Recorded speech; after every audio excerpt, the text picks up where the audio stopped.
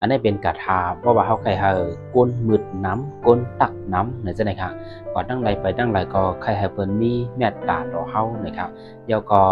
ลดย่อมเนื้อรองการที่เปิ้นอำนาจหรือเฮาเปิ้นเกี่ยวเข้าว่านะจ๊ะนะครับเนาะเพราะว่าพอดีตึกทั่วปัญหามันเรื่องว่าก้นเกี่ยวน้ำก้นจังน้ำนะจ๊ะนะครับใกล้ๆรอดปันกระทาโหในค่ะเนาะกระทาโหในเนี่ยเฮาคารอดเจอดื้อขนาดมันจะหนัง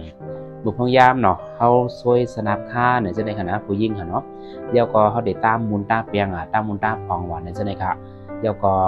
เป่าใส่น้ำหอมที่เขาขาดเด็ดสีจอมตัวจอมคิงจะได้ก็อะไรค่ะที่เฮ็ดให้เนาะ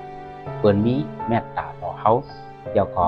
พ้นหักพ้นแปลงเฮานะครับโดยเช่นนั้นเนาะว่าจะเป็นก้นหือเป็นผีนี่ค่ะเผยหันเผยก็ไข่ตักไข่อุบไข่ลาดนั่นค่ะกระถาหัวในเพราะว่าเฮาค่ะหลอดไล่กันนะหลอดได้นำก็ก็ดีขนาดในกันเนาะระดับความดีของมันนะครับจะส่งเสริมมันซึ่งไหนกันเนาะหลอดปัน3กัมก็ดี9กัมก็ดี37กัม1วันไหนยิงแค้มในนั้นก็กระถาหัวในหลอดเย้าเป่าใส่มุนเป่าใส่แป้งเป่าใส่น้ำหอมที่เฮาขาดได้ใส่ตื้อนั่นเสใส่ผันกุวันนี่ค่ะเพราะว่าอันไหนค่ะเนาะได้ลอกกี่เนาะมันมีกลกูปอกกูเป่าเขาในนั้นค่ะนะยามเจอตื้อเนาะยามมื้อนั้นได้เนาะเขาได้เจอสนับค่าก้อยนั่นขนาดเนาะเจอสนับค่าก็ของยามซวยสนับค่าแล้วนะเขาก็ได้ช่วยให้กระเป๋ากระถางใส่จ้อมนี่เอาด้านนี่ครับเดี๋ยวก็ยามมือก็ดังไหลไปดังไหลก็มีคนตรงตักมีคนต้องถามเดี๋ยวก็อยู่ดีเฮือนดีเย่ก็มีคนเอาของมายืมมาแมงซะเลยครับมันเป็นกระถาเมตตาเพิ่นฮักเฮาเพิ่นเอ็นดูเฮาเพิ่นมี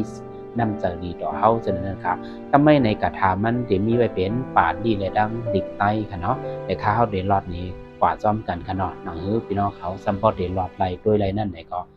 เตรียมไว้หมายไว้ยาวถอมยินกว่าจ้อมกันครับกระถามันหลอดว่าสัพเปเทวาจ้า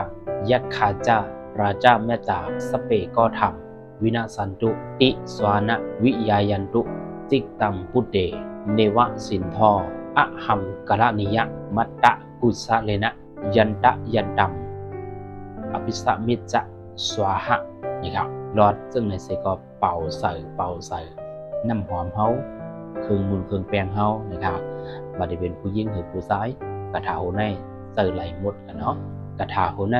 ไหลเตรียมไว้ที่ในลอกกี่กันเนาะที่ในลอกกี่เตรียมไว้ครับเพราะว่าเผยค่ะเนาะใครไล่ไว้ในก็เนี่ยเตรียมหมายเอาไว้ก็ไล่นั่นนะครับมันก็หาซื้อปรับมันเสมาดูมาอ่านก็ได้มีกระถาดังน้ำเป็นการเนยปรับลอกกี่